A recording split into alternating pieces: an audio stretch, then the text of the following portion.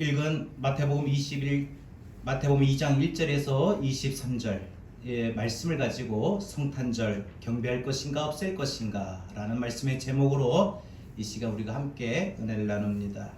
오늘 본문에서 메시아 탄생을 알게 된 동방박사들과 또 헤롯 왕은 완전히 대조되는 반응을 보입니다. 헤롯 왕은 태어난 아기 예수를 죽이려는 것이 목적이고 또 동방박사들은 아기 예수님께 경배하는 것이 목적입니다. 동방박사들은 페르시아의 점성가들로서 별을 관측하던 사람입니다. 그러던 중에 메시아의 별을 발견하고 너무나도 놀라서 그 별의 인도를 받고 메시아의 태어남을 경배하러 멀리 페르시아에서 예루살렘까지 약 3개월 동안 낙타를 타고 찾아옵니다. 반면에 헤롯 왕은 어떻게 해서든지 그 아기 예수를 없애려고 혈안이 됩니다. 그러니까 헤롯 왕의 모습에서는 철저하게 예수 그리스도를 없애려는 미션을 가진 세력이죠. 어둠의 세상 주관자의 이미지입니다. 페르시아에서 동방박사들이 별을 보고 헤롯 궁전에 도착하여 우리는 이 유대인의 왕으로 태어나신 것을 알고 왔는데 지금 그분이 어디 계십니까? 이 말을 들은 이 헤롯 왕이 황당해합니다. 당황한 거예요. 왜? 자기가 왕인데 또 누가 왕으로 태어난 사람이 있다니. 헤롯 왕은 왜 그렇게 생각하느냐? 자기가 자신의 모습을 보면은 자신은 다윗의 자손이 아니에요. 다윗 자손이 아니라 에돔 출신이에요. 에돔은요 에서의 후손이죠. 그러니까 뭐예요? 왕권에 대한 정통성이 없다는 겁니다. 헤롯은 당시 이스라엘이 로마의 속국으로 로마 황제에게 아첨해서 분봉왕이라고 하는 직함을 얻어 이와 같이 아첨과 술수와 줄타르기로 이와 같이 왕이 됩니다. 더군다나 자신은 이 정통성에 있어서도 다윗의 자손이 아니었기 때문에 자기가 할 수 있는 것이라고 하는 술수와 또 이와 같이 꾀를 부려서 많은 유다의 예루살렘 백성들을 한심을 얻어야 되는데 그 한심을 얻기 위해서 간심을 얻기 위해서 예루살렘 성전을 지어줬어요. 당시에 성전이 없으니까. 그게 뭐냐? 바로 헤롯 성전이에요. 이 이스라엘은요 예루살렘 성전이 몇 번 있었죠. 첫 번째가 솔로몬 성전이죠. 다윗으로부터 시작해서 솔로몬 때 완공된 이 성전입니다. 그런데 이 솔로몬의 성전이 어때요? 바벨론의 침략을 받고 이와 같이 이 성전이 불에 타버립니다. 그리고 이 바벨론 포로 생활 70년이 다 끝나고 나서 돌아온 후에 학개 선지자에 의해서 다시 이스라엘 모든 사람들이 힘을 모아 두 번째 예루살렘 성전을 짓는데 이 성전이 조금 작아요. 초라합니다. 그래서 이 헤롯 왕이 이제 자기 정통성을 조금 더 유다 백성들에게 한심을 얻기 위해서 정통성은 없는 사람이지만 이와 같이 사람들에게 인정받기 위하여 지어준 성전이 헤롯 성전입니다.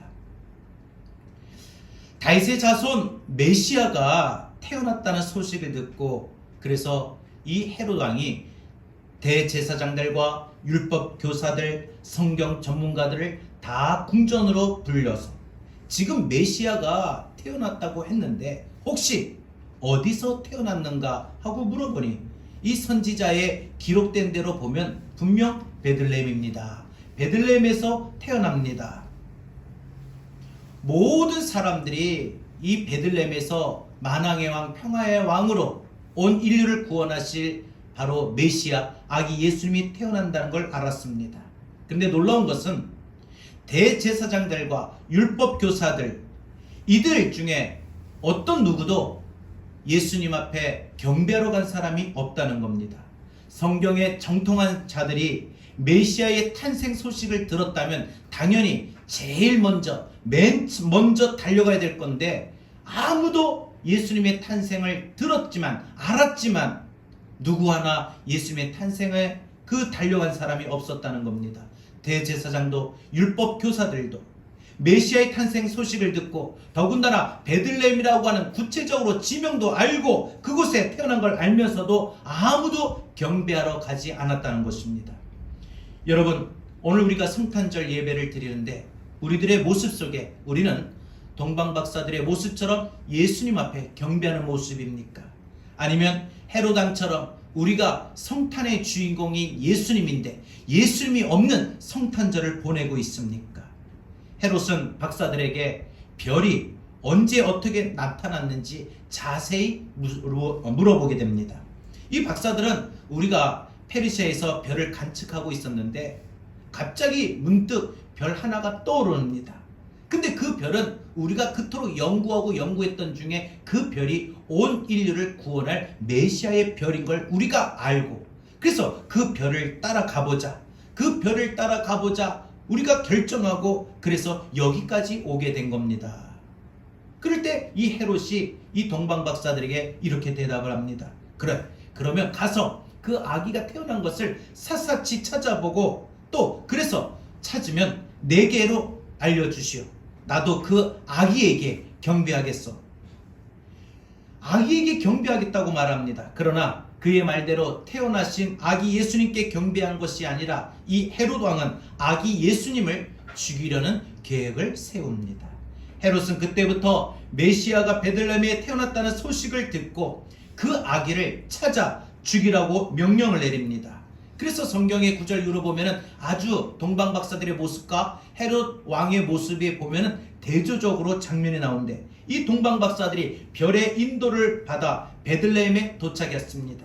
그리고 아기가 태어나신 그 집으로 들어가 모두 엎드려 경배합니다. 그리고 그들이 그 페르시아의 먼 길에서부터 준비해왔던 황금과 유황과 몰약의 귀한 예물을 아기 예수님께 드립니다.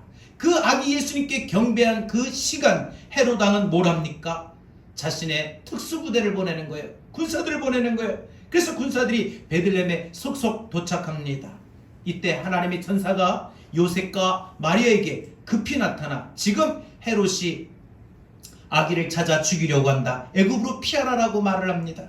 그날 밤 요셉과 마리아는 급하게 아기를 품고 애굽으로 도피합니다. 헤롯의 군사들은요, 베들레헴의 2살 미만의 아기들을 다 찾아내어서 다 죽입니다.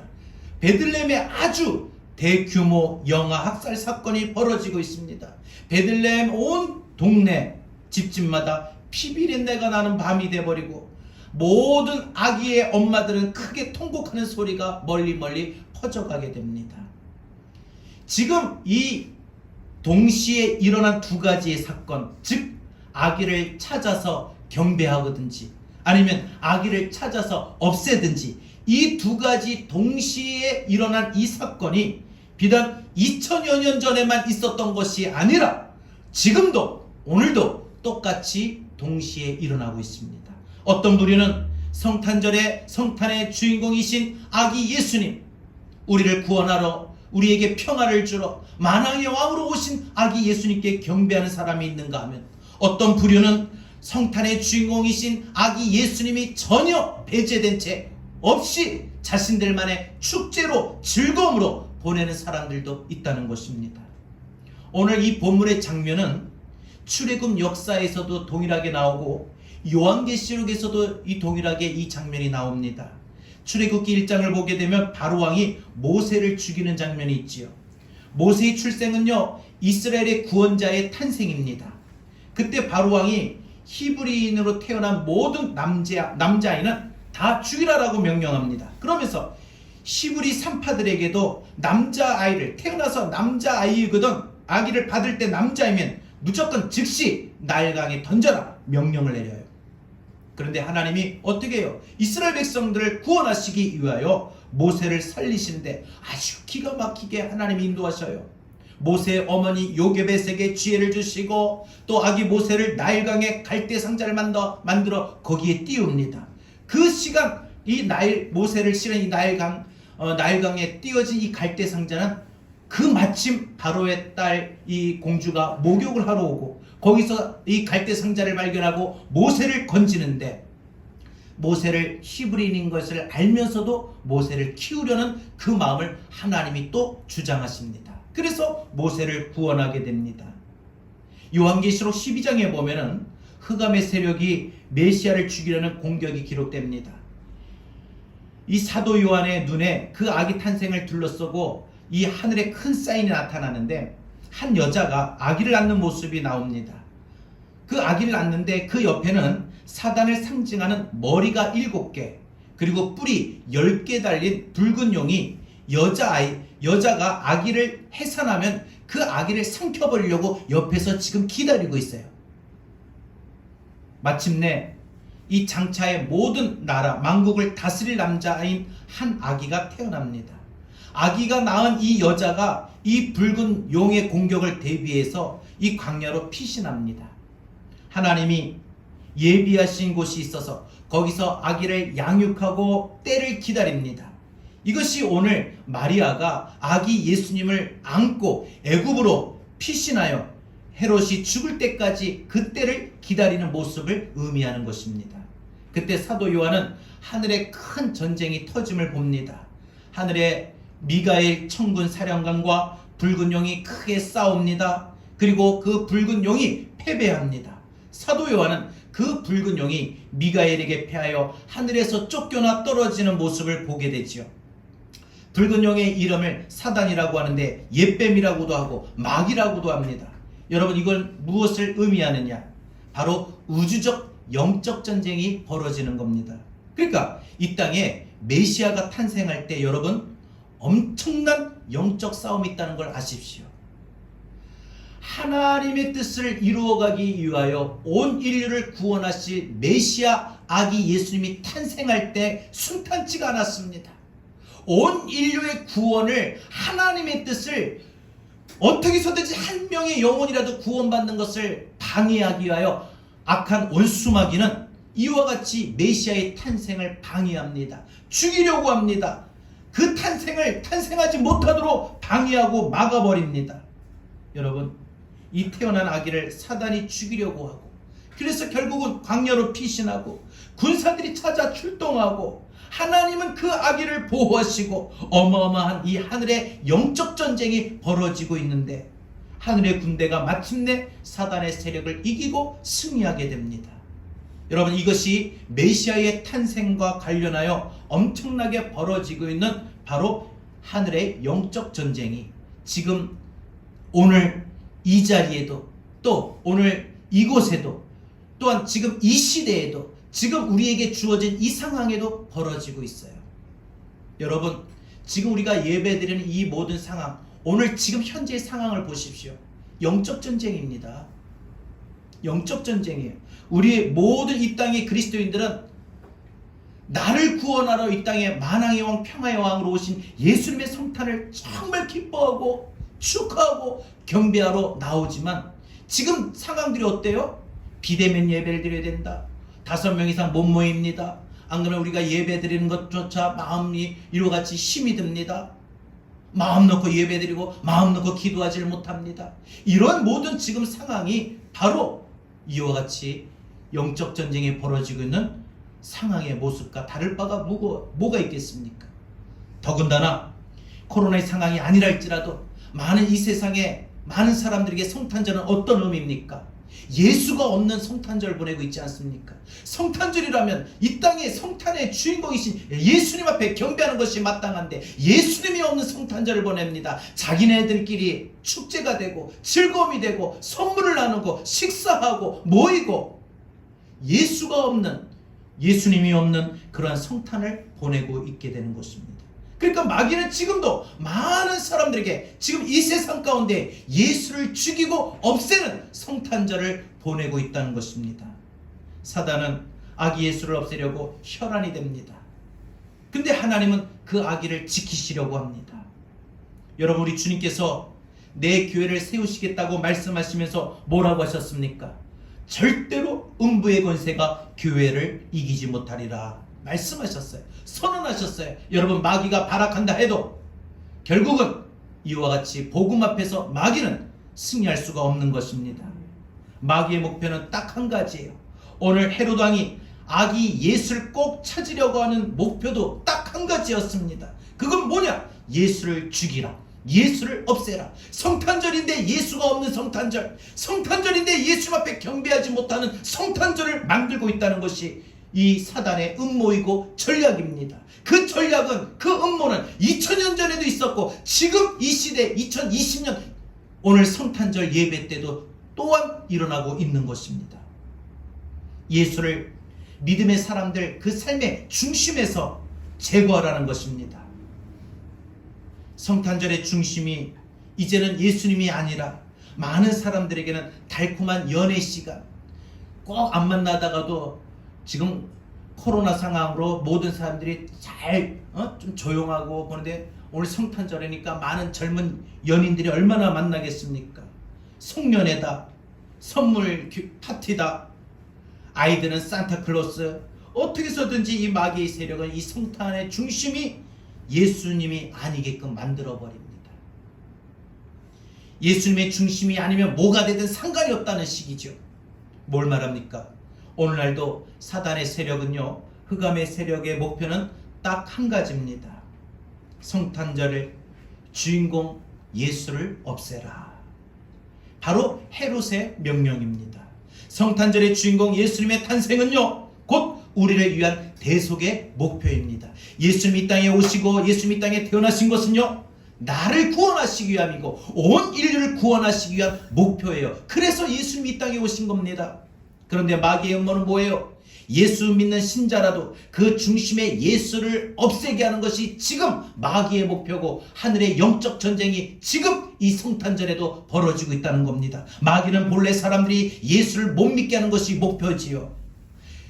그러나 혹시 예수를 믿는다 할지라도 절대 마귀는요, 물러서거나 포기하지 않습니다. 그 사람이, 자기의 타켓이 된 사람이 예수를 믿는 신자가 되었다 할지라도 그 마음에 시험이 들게 한다든지, 안 그러면 주변에 살아가는 모든 상황과 환경이 녹록하지 못하여 예수를 그 마음속에 그 중심에서 없애게 한다는 것입니다. 그래서 그 믿음이 어떻게 해요? 게을러지고 영적으로 나태하게 만들려고 하는 마귀의 엄청난 전략이 일어나고 지금도 마귀는 그 일에 열심을 내고 있습니다. 그 사람이 비록 예배를 드리는 신자가 되었다 할지라도 그 예배의 중심에 예수님이 없이 예배를 드리게끔 합니다. 십자가의 복음이 은혜가 되지 못하게 만들어버립니다. 메시아 예수를 모든 사람의 삶에서, 모든 사람의 마음의 중심에서 제거하라, 없애라. 이것이 헤롯 왕이 내린 명령입니다. 예수를 믿어도 예수가 그 사람 중심에 있지 않도록, 예수가 그 사람의 변두리에 있게끔 하면 마귀의 전략은 성공합니다. 그래서 많은 이 땅의 그리스도인들이 예수를 믿어도 예수의 중심이 아닌 예수의 변두리로 가버린 사람들이 많습니다. 예수를 믿어도 예수의 중심이 아닌 삶이 되게 하고 있습니다. 여러분, 사단은요, 강명의 천사와 같이 자기를 위장합니다. 마귀가 지금도 우리에게 와서 속삭이는 게 뭐예요? 나도 예수께 경배하러 가겠노라. 예수께 경배하겠노라. 헤롯 왕이 동방 박사들에게 예수님이 어디 탄생했느냐 그 사실을 알고 그분의 탄생을 찾으면, 그분이 태어나신 곳을 찾으면 내게 와서 가르쳐달라. 나도 가서 경배하겠다. 여러분, 헤롯 왕이 경배하기 위해서 말한 게 아니고 헤롯 왕이 예수님을 죽이려고 말한 거 아닙니까? 여러분, 마귀가 지금도 헤롯 왕과 같이 나도 예수님께 경배하겠다고 말합니다. 근데 여러분, 마귀가 예수님께 경배할 리가 없잖아요. 주님의 천사가 동방 박사들에게 나타나서 헤롯에게 돌아가지 말라. 예수님이 태어나고 예수님이 태어나신 그곳에 이 별이 머물러 베들레헴에 들어가 예수님 태어나신 곳에 가서 경배하고 헤롯에게 가지 말고 바로 돌아가라. 지시를 합니다. 박사들이 주님의 지시를 받고 예루살렘으로 오지 않냐고 페르시아 자기의 나라로 돌아갑니다. 헤롯이 박사들이 돌아오지 않고 자기한테 들르지 않고 바로 갔다는 소식을 듣고 화를 냅니다. 헤롯은 정확하게 그 장소를 알아 군사를 풀어 아기 예수를 찾아 죽이려고 하는데 박사들이 돌아가 버려가지고 그 마귀의 음모가, 사단의 계획이 차질이 생겨버린 겁니다. 오늘 이 본문에 나타난 이 사건, 예수 그리스도의 이 탄생의 스토리가 무엇을 보여주고 있느냐? 창세기 3장 15절에 약속하셨던 그 메시아 여자의 후손이 이제 태어나는데 이 성탄의 메시지를 대할 때 두 가지의 반응이 있다는 것입니다. 예배할 것인가 제거할 것인가. 오늘 동방박사와 목자들은 아기 예수를 경배하고 별의 인도를 따라서 그분의 탄생을 기뻐했습니다. 예수 그리스도가 내 삶에 오심을 영접하고 그분이 내 삶의 중심으로 모셔드렸습니다. 그러나 헤롯은 어떡합니까? 그 반대였습니다. 어떻게 해서든지 성탄 태어난 그 아기 예수를 죽여 없애려고 합니다. 예수님이 활동하셨을 때도 대제사장과 바리새인들 어찌해서든지 예수님을 죽이려고 없애려고 했던 것이죠. 지금도 똑같습니다. 예수의 이름을 무력화시키고 복음이 중심이 되지 못하게 하려는 시도가 엄청나게 많이 일어나고 있습니다. 마귀는요, 사람들을 동원해서 이제는 안 되니까 지금 어떻게 해요? 여러 가지 우리의 지금 환경으로 어찌 보면 이 코로나 바이러스도요, 여러분 우리가 의학적으로만 볼 것이 아니라 물론 의학적인 바이러스 분명하지만 우리 믿음의 사람들은 영적으로도 한번 생각해 볼 필요성이 있다는 겁니다. 여러분, 우리 삶의 중심에 무엇이 되어야 됩니까? 그런데 오늘 이 마귀가 이 사단의 음모가 있는 헤롯의 명령이 떨어진 이 시점에 하나님이 어떻게 하셨습니까? 천사들을 급하게 보내셔가지고 하나님의 말씀을 전하게 합니다. 하나님의 천사 메신저는 가브리엘이옵니다. 본래 안겔로스는 전령이란 뜻입니다. 뜻을 전하는 사람입니다. 맨 처음 마리아에게 보내셔서 뭐라고 말씀하셨어요? 네가 아기를 잉태하게 됐다. 그 아기의 이름을 임마누엘이라 하리라. 그리고 요셉에게 가브리엘을 보내셔가지고 뭐라고 말씀하셨습니까? 너의 아내 마리아가 잉태했는데 너의 아내를 반드시 데려와라. 두려워하지 말라. 성령으로 잉태한 것이다. 또 별을 보내셔서 동방박사들에게 경배하러 오게 하시게끔 그 별이 아기가 태어난 집으로 인도하게 됩니다. 이 박사들에게 또 나타나셔서 헤롯에게 돌아가지 말라고 일러주십니다. 그리고 요셉과 마리아에게 또다시 나타나셔서 지금 헤롯이 태어난 아기를 죽이려고 하니 애굽으로 피신하라 라고 가르쳐 주십니다. 그러니까 절대로 그 아기를 헤롯의 손에 붙이지 않게 하십니다. 그리고 헤롯이 죽은 뒤에는 천사를 보내셔서 이제 돌아와라. 아기를 죽이려는 자가 죽었도다. 하나님의 섭리와 일하심은요, 복음을 위해서입니다. 메시아 예수 그리스도, 메시아 예수님, 아기 예수님을 살려내야 복음이 역사가 진행이 되기 때문입니다. 왜 이렇게 일하셨습니까? 우리를 위해서입니다. 우리가 그 예수님의 십자가와 부활, 복음을 듣고 그 대속을 믿어야 영원한 생명을 얻기 때문 아니겠습니까? 하나님은 그 일을 지금도 쉬지 않고 일하고 계십니다. 절대 헤롯의 손에 아기 예수를 붙이지 않습니다. 오늘 우리가 성탄절을 한번 생각해 봅니다. 이 성탄절에 우리는 어느 편에 설 것인가? 두 부류로 나뉘어질 것입니다.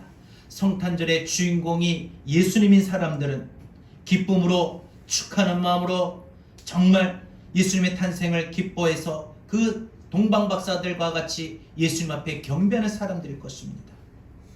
그러나 성탄의 주인공이 예수님이 아닌 사람들은 예수님을 그 성탄에서 배제시키고 없애고 죽이려는 헤롯 왕편에 속할 것입니다. 지금도 헤롯의 후예들은 계속해서 삶의 중심에서 예수 그리스도를 없애려고 합니다. 예수의 이름을 부르지 못하게끔 합니다.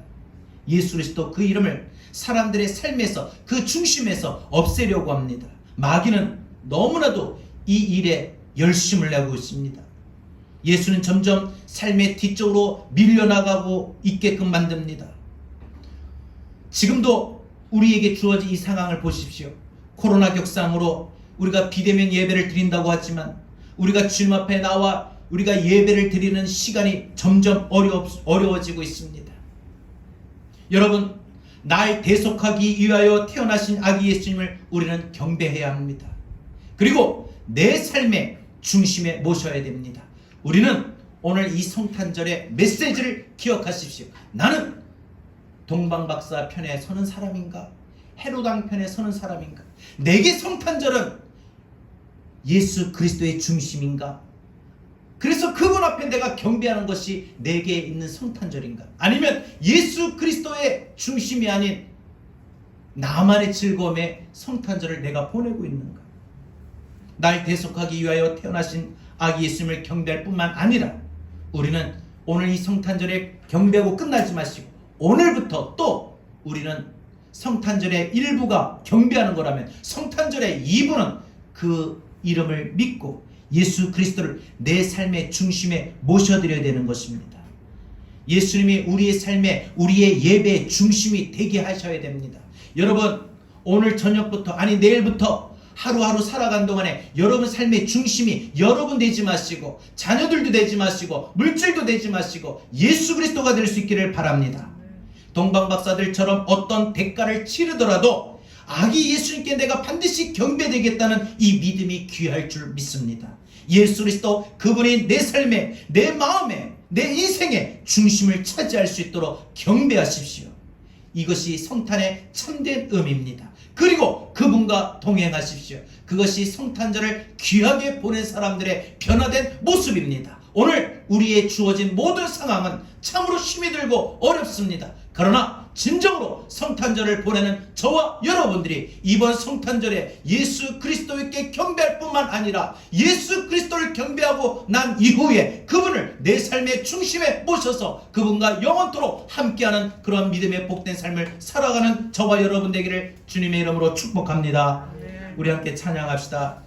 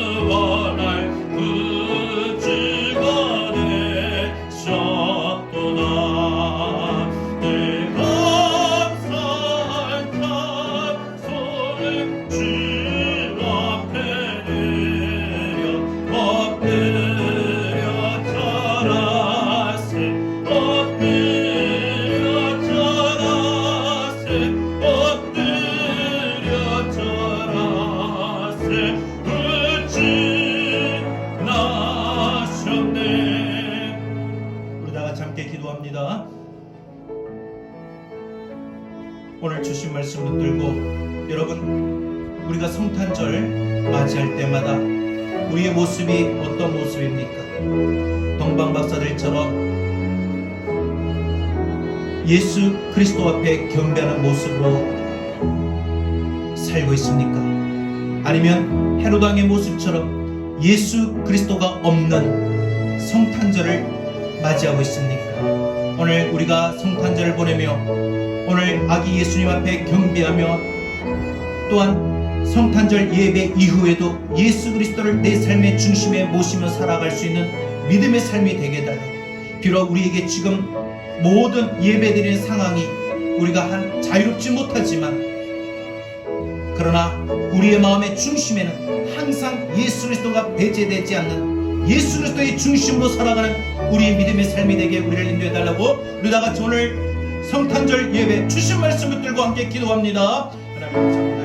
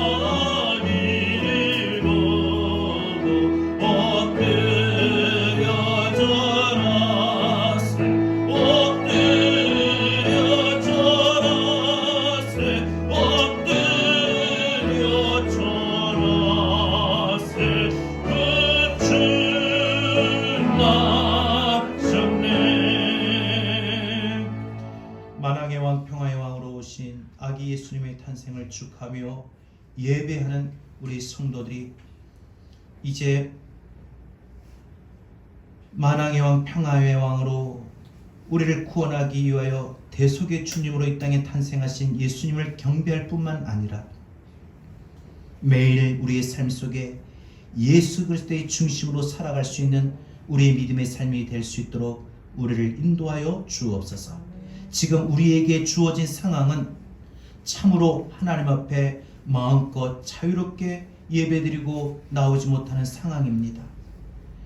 그러나 우리의 마음의 중심만큼은 언제나 예수 그리스도를 잃어버리지 않게 하여 주시고 예수 그리스도의 중심으로 살아갈 수 있는 우리 믿음의 삶이 되게 하여 주시옵소서. 오늘 성탄절 온 세상이 예수 그리스도가 없는 성탄절을 보내고 있으나 하나님 저들에게 예수 그리스도의 탄생이 우리에게 어떤 의미이고 어떤 구원의 기쁜 큰 좋은 소식인지를 우리가 전할 수 있게 하여 주셔서 저들이 예수를 믿어 예수 그리스도의 중심의 성탄을 보낼 수 있게 하여 주시옵소서. 모든 헤롯 왕의 흑암의 세력은 떠나가게 하여 주시고 모든 코로나의 상황은 하루속히 물러가게 하여 주시고 우리가 하나님 앞에 마음껏 예배하고 경배할 수 있는 우리의 믿음의 삶이 되게 우리를 인도하여 주옵소서. 진정으로 예수님의 탄생을 축하하며 경배하는 우리 모든 성도들 또한 영상으로 또 예배를 드리는 모든 성도들에게까지, 한국 교회 모든 성도들에게까지 하나님 주의 탄생의 큰 기쁨의 소식, 기쁨의 축복이 임하게 하여 주옵소서. 이제는 만왕의 왕, 평화의 왕으로 이 땅에 오신 우리 구주 예수 그리스도의 귀하신 은혜와 하나님 아버지의 극진하신 사랑하심과 보혜사 성령님의 감화 감동 내주 교통하신 은혜가 아기 예수의 탄생을 축하하며 경배하는 우리 모든 성도들 머리 위에, 대한민국 전 세계 열방 위에 이제로부터 영원토록 함께 있을지어다. 아멘.